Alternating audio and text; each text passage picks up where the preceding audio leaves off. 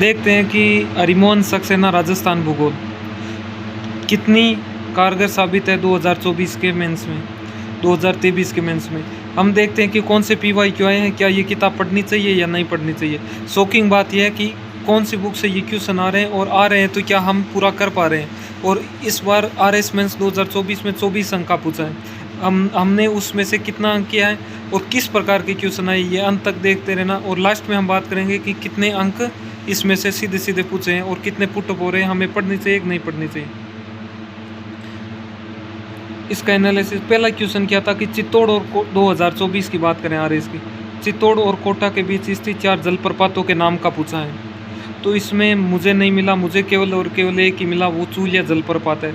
और अमूमन most of books में ये है कि चूलिया प्रपात ही मिला है, लेकिन ये 20 शब्द में पूछा था 2 नंबर वाले में, तो हमें कोई इश्यू नहीं होना चाहिए। इस बार वो हट गया है तो इसे फैक्चुअल नहीं पूछेंगे, और फैक्चुअल ऐसी किताबों से आते भी नहीं है, लेकिन कंसेप्चुअल इतना बिल्ड हो जाते हैं कि अपने किसी भी क्वेश्चन को टैकल कर सकते हैं। क्योंकि आप सिविल सर्विस का एग्ज़ाम दे रहे हैं तो आपको एज इट इज़ नहीं पूछे जाएंगे, ये आप पहले से प्रिपेयर होना है, इसीलिए तो आप टेस्ट सीरीज दे रहे हो।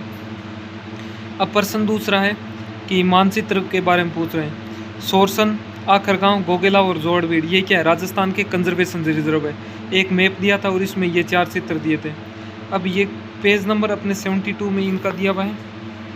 ये देखो, सोरसन 12 में आपको एलोकेट करना था, जोड़बीड़ बीकानेर में इसको एलोकेट करना था, और गोगेला नागौर में। एक दूसरा इन्होंने एक क्वेश्चन था कि ये आखर गांव है, आखर तो पता नहीं, इसमें टाइपिंग मिस्टेक हो सकती है, लेकिन जो ये आमरक गांव है उसका पूछा होगा। अजमेर में आमरक गांव ये दिया हुआ है, अजमेर में आमरक गांव, ठीक है। तीसरा क्वेश्चन था कि राजस्थान के पवित्र उपवन स्थलों के बारे में। डायरेक्ट कहीं से भी नहीं है, लेकिन पर्यटन और टूरिस्ट वाले क्षेत्रों में है कि राजस्थान सरकार किस प्रकार से पवित्र उपवन स्थल विकसित कर रही है। लेकिन इसका एक बात ये भी है कि ये क्यों पूछा था। उस समय पश्चिमी राजस्थान में अभी से जब से BJP की सरकार आई है तभी से जो गोचर संरक्षण है वो आंदोलन चल रहा है, और मंदिरों के आसपास की जो भूमियाँ हैं उसमें किस प्रकार से ये संरक्षण हो रहे। राजस्थान पत्रिका और दैनिक भास्कर में एग्ज़ाम से थोड़े ही दिन पहले एज इट इज़ लेक आया हुआ था, और पूरा पहला पेज था, वहीं से उठाया है। दूसरी, अपने कला और संस्कृति में हम पढ़ते हैं कि करणी माता जी के आसपास के जो मंदिर है उसके आसपास की भूमि है। दूसरी बात कि मनसा माता के आसपास की भूमि है, रामदेव जी की जो पोखरण के आसपास की भूमि है उसके बारे में भी हम पढ़ते हैं। तो यही क्वेश्चन वहाँ से पूछा है, लेकिन हम ये नहीं कहेंगे इस किताब से बाहर है, क्योंकि ये किताब कंसेप्ट बिल्डिंग करती है। दूसरी बात, ये पर्यटन और टूरिस्ट वाले क्षेत्रों में ये बताती है कि कौन कौन से है, तो ये क्वेश्चन भी। और दूसरी बात, आपको बेसिक अंडरस्टैंडिंग इतनी होनी चाहिए कि कौन से पवित्र उपवन स्थल है, ठीक है। अब अगला प्रश्न देखते हैं। राजस्थान में शहरिया जनजाति के आवास, अर्थव्यवस्था और समाज के वर्णन की बात करें। 5-10 अंक में पूछा था।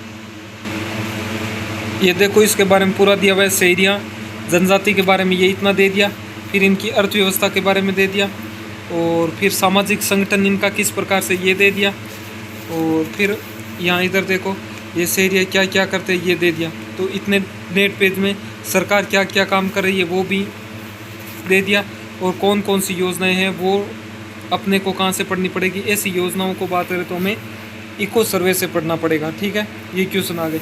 अब एक क्वेश्चन था कि एकीकृत स्वच्छ ऊर्जा नीति, राजस्थान एकीकृत स्वच्छ ऊर्जा नीति, ये क्वेश्चन कहाँ से है। देखिए, ये ज्योग्राफी पुस्तक है या किसी भी पुस्तक में नहीं आया होगा, क्योंकि ये अपडेटेड इतनी नहीं होती हैं।